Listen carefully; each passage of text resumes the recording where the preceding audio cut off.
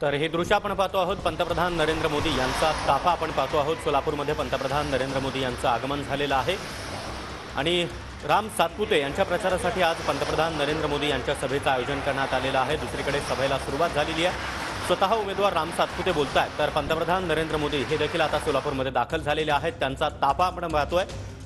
हेलिपॅडवर उतरल्यानंतर पंतप्रधान नरेंद्र मोदी आता सभास्थळाकडे रवाना झालेले आहेत।